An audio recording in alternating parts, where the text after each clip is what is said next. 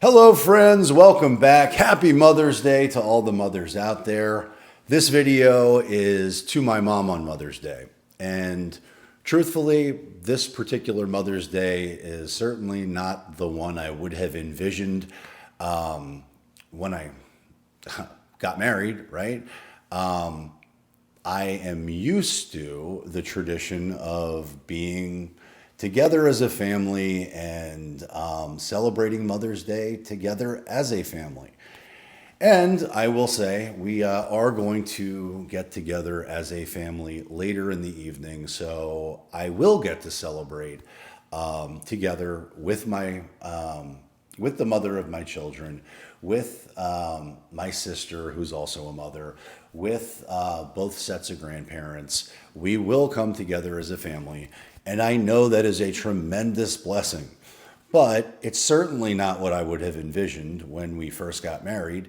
Mother's Day was always special. I got to go out with the kids, go shopping, get breakfast ready early for my wife, and do all kinds of special, intimate traditions that we've created over the years.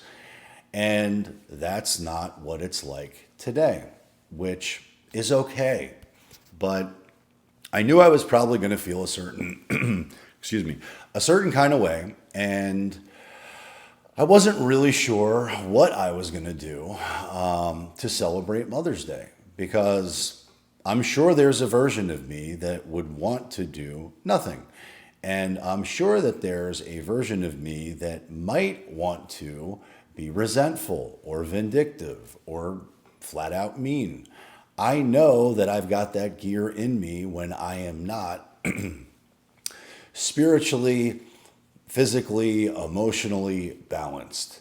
And I got something going on with my throat.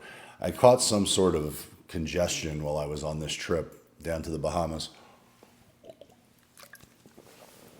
And I haven't really been able to shake it. So if my voice is cracking or whatever, that's why. But I get the opportunity to create new traditions. I get the opportunity to become a better version of myself. I get the opportunity to extend grace, love, and kindness to my wife, to my mother-in-law, to my mom, to my sister, and to anybody else on the planet, to all the mothers out there, and really to everybody out there. I get the opportunity to do that every day if I choose to think that way, if I choose to be in that mindset. And when I choose to be in that mindset, I typically feel a heck of a lot better. I'm sure I radiate a different type of energy or a different type of aura or vibe, and that's what I want. But that's not always what I get, unfortunately. So yesterday, this weekend was my weekend, and we split it up because Mother's Day is tomorrow. And of course, I guess I don't have to do that, but I want to. It's the right thing to do.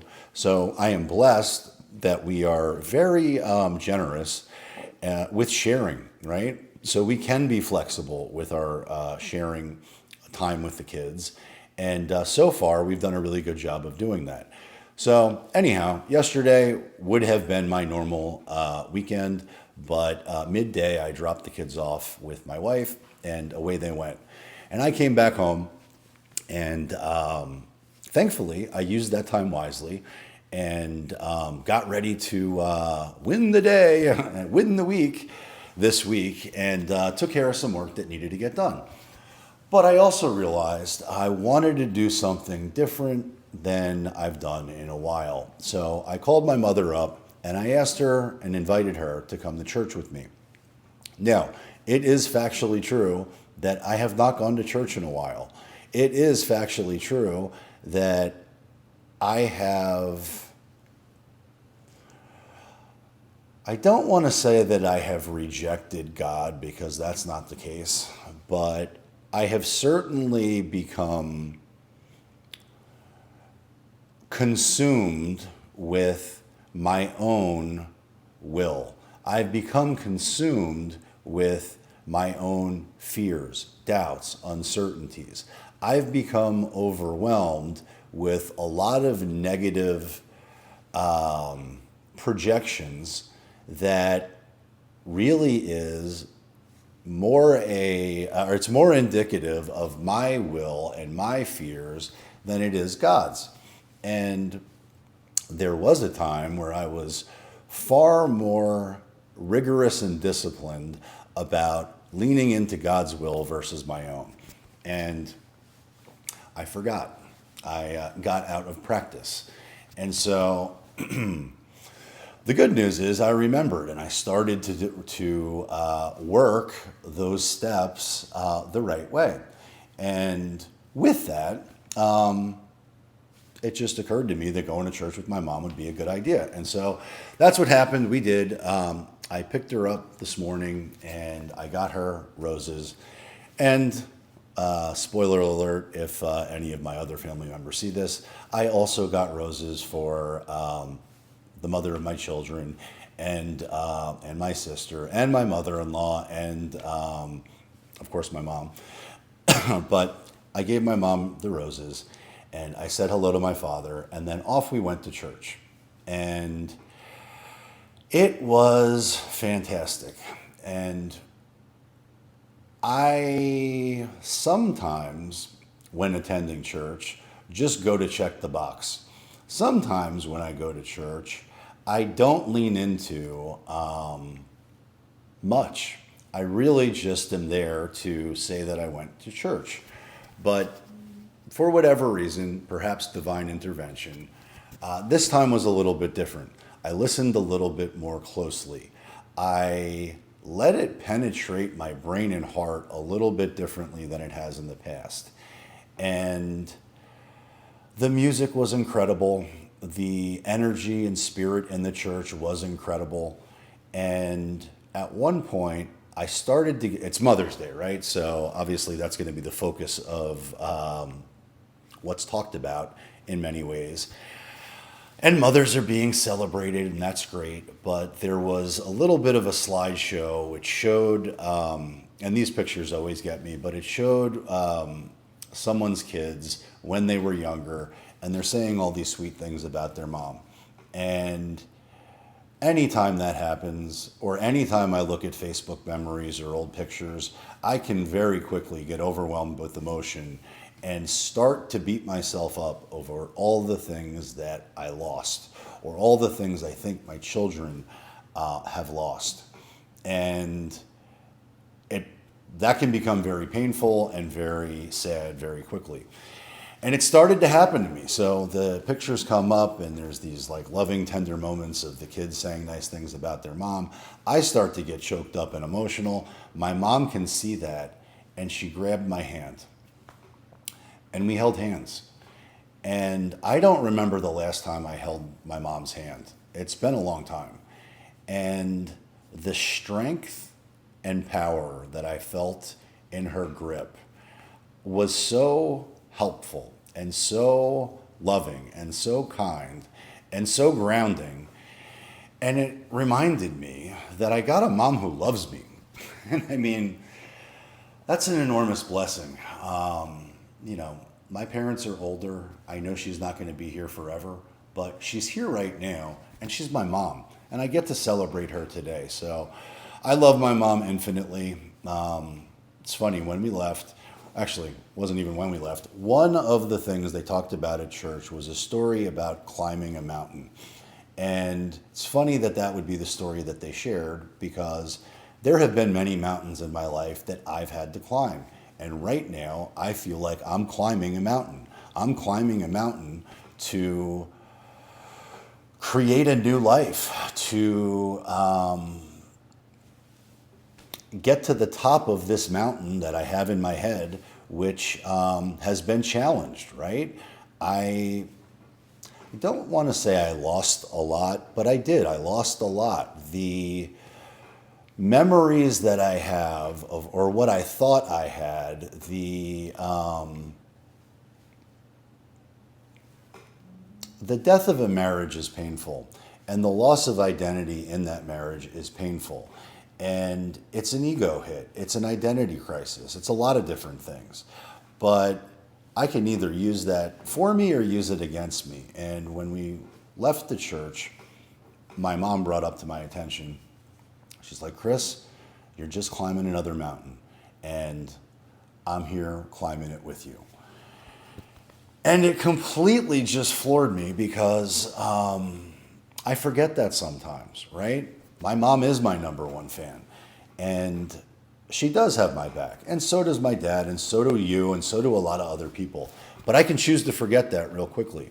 And what I realized is I have been blessed with an opportunity to create what I want in life. I am blessed with an opportunity to model for my children what this season of change looks like. And I get to guide them and model for them what it is to build a new life of happiness, love, joyfulness, empathy, mercy, grace, faith.